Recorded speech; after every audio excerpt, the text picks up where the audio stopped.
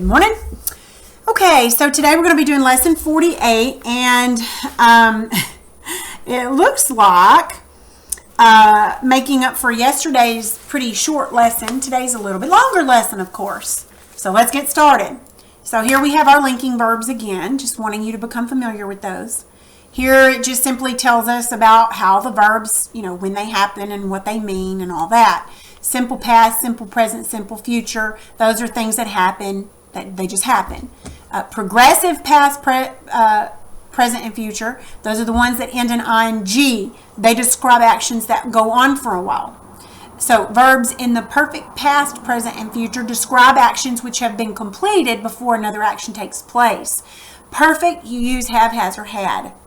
All right, then we've been talking this week about the principal parts of verbs. That means the main parts of verbs. You've got your present tense, your past tense, and your past participle. Remember, your past participle is almost always that weird word that just simply does not make sense to you. Okay? All right, so for 48A, you're probably going to want to use those words from yesterday, but you're just going to fill all these blanks in. So it gives you at least one, and then you've got to fill it in. So present tense would be meet, past tense would be met, past participle, if you don't know, say have or had in front of it and see which one makes sense. Okay, have or had met is what you'd put.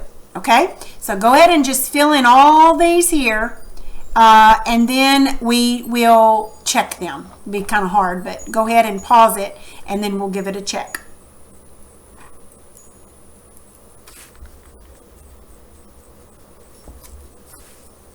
All right, let's pull our answers up here.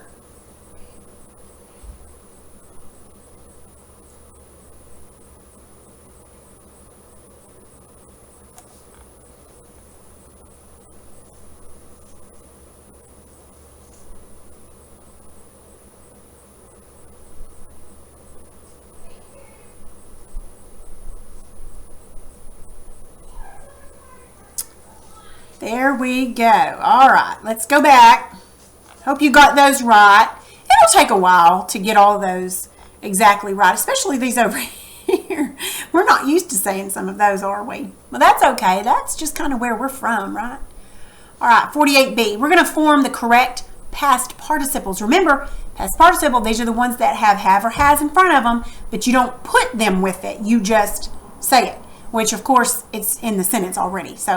Okay, so I have, and we're going to take the right form of make, a chocolate cake for my grandmother. I have made. Be made. Okay, well, they already got that. Okay, so my grandmother has blank from Oregon to visit. So you're going to have the correct form of come here. Notice what's in front of it. My grandmother has come from Oregon to visit. See, some don't change. You wouldn't say has came.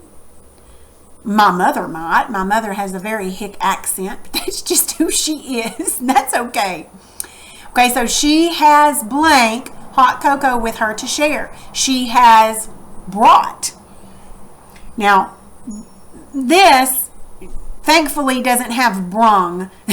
So, because if it had brung, I think I'd just have to, I don't know. Let's just make positively sure, because if it does, yeah. Good, because I don't think there's such thing as brung. So she has brought. Okay, see how to do it. Go ahead and finish this section, and then we'll turn it back on and give it a check.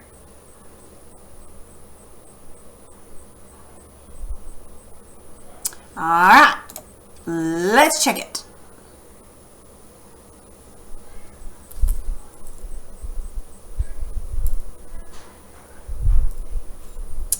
All right. Hope you got those right. Remember, those were past participles. They have, has, or had mostly in front of them, okay?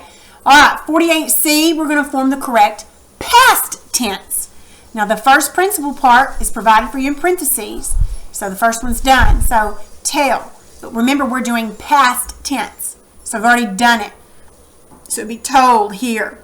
Okay, chocolate came from a bean called cacao, whatever, however you say that. All right, so I'd like for you to pause it and finish these, and then we'll bring the answers up.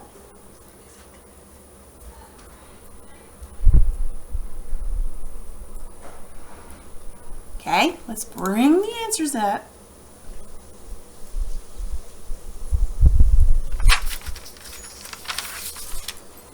All right. I hope you did well on those. Those weren't too bad.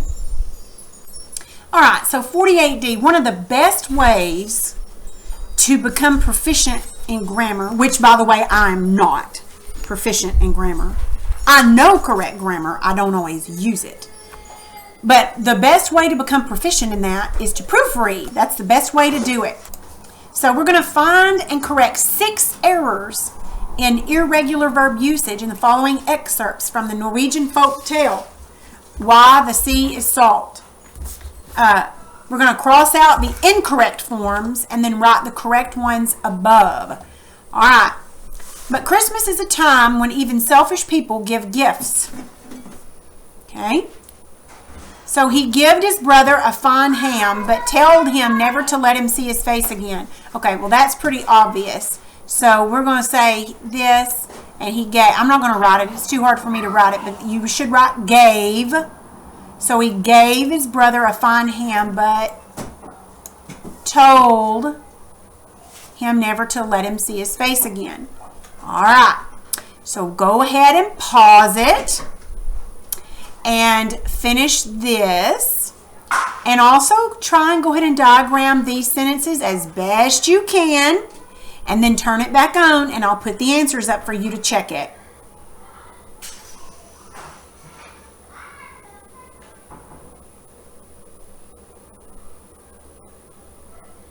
All right, let's bring these up. So go ahead and check this section first.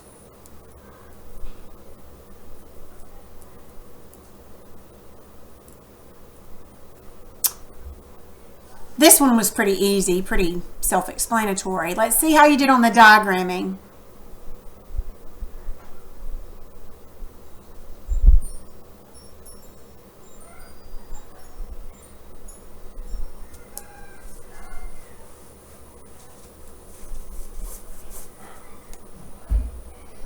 All right. I hope you did okay on those. I know those diagramming things can be pretty difficult. All right, so your assignment for, if you want to do it today or tomorrow or whatever, I need you to do review 4. Now, I think that it would be okay for you to use your packets from these weeks to go back and look. I don't expect that you have all those nouns and verbs and all that kind of stuff memorized. Now, if you want to challenge yourself and try to take it first without looking back, fine. And then when you get finished, then you can go back, and use your papers. I don't mind at all because I just don't. But anyway, you're going to be doing, these are going to be your topics. It's going to be from weeks 10 through 12. So feel free to use your papers if you want to, okay? And let me know if you need any help. That's all for today.